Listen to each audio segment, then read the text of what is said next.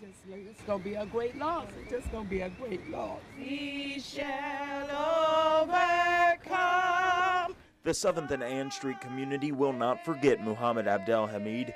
They proved that Monday night as they walked through the neighborhood that Abdel Hamid served through a store. These people have been touched by this man in so many ways. Members of the community say Abdel Hamid's murder in their neighborhood is something they did not expect, and it's violence they are not used to. He'll be back, because God is God no matter how you serve him. But on that other side, he'll be back. Abdel Hamid was the father of 3 girls who he was raising on his own. Police say he was shot and killed by 18-year-old Sherrod Johnson after a robbery. No problems, no excuses. All he wanted to do is have a great time. That's all he wanted. You're just taking a great person from us. Velma Spencer says her neighborhood won't be the same. Spencer and others are encouraging Johnson to turn himself in so the family and neighborhood can have some closure. I mean, it just hurt our hearts so much to have him to just take his life out like that. To the guy that did it, just turn yourself in and make life that much easier for him. It was so wonderful to see the people together, you know, in memory of him. They truly, tonight, they truly meant that they loved him.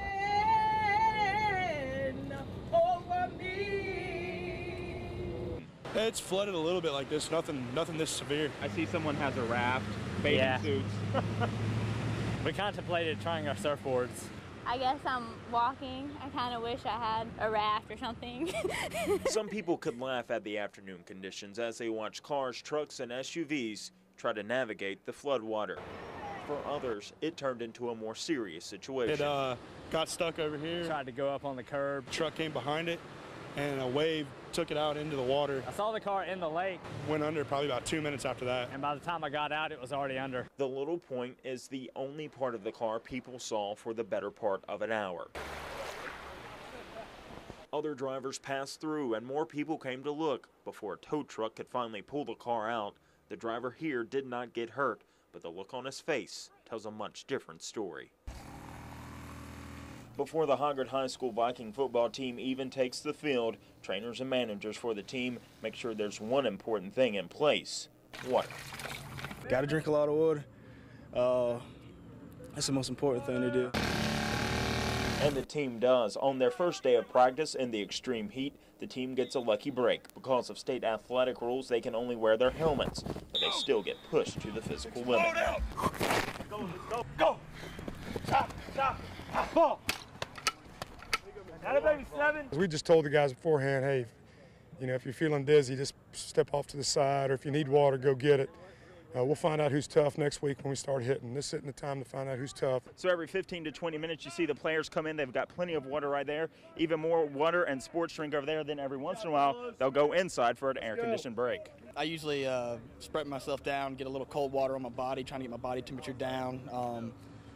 Then I'll just, try not to drink too much water, but enough just to get me through until the next break. Don Spears and Deshaun Pierce know firsthand what can happen to them if they don't drink enough water before and during practice. Just drinking soda and everything, it's horrible.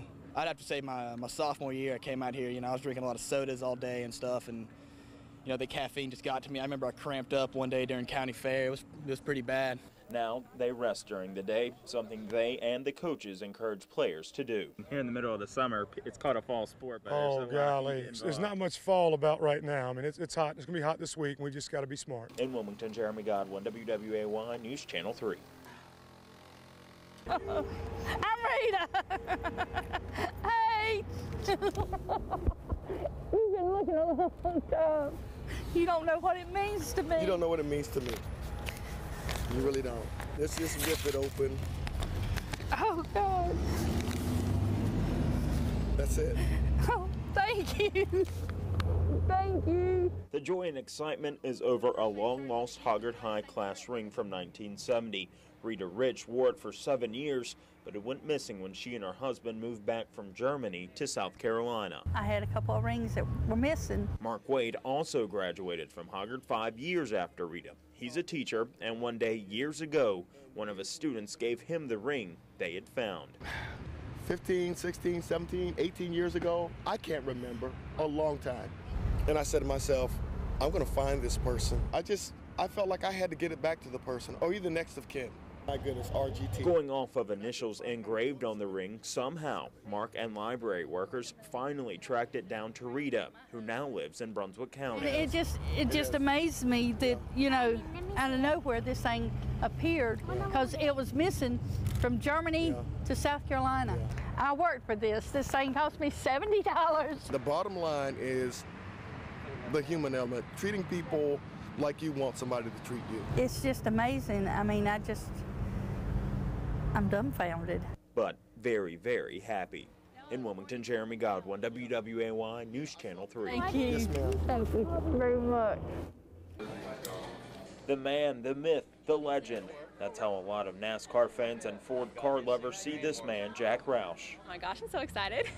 Hundreds like Sarah Turner stood in line just for the chance to meet the racing legend in person. It paid off in pictures. There we go. And autographs. And can I get a hug? Sure.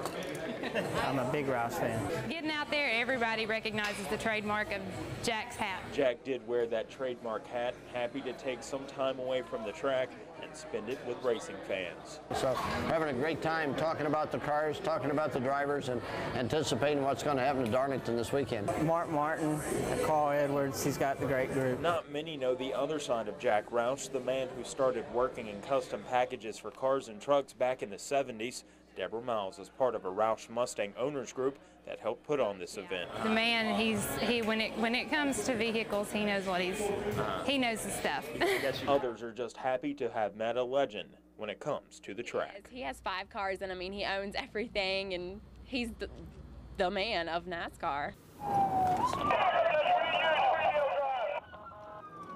Right on the block of Princess Place Drive, not too far from Barkley Hills. One of our problem areas.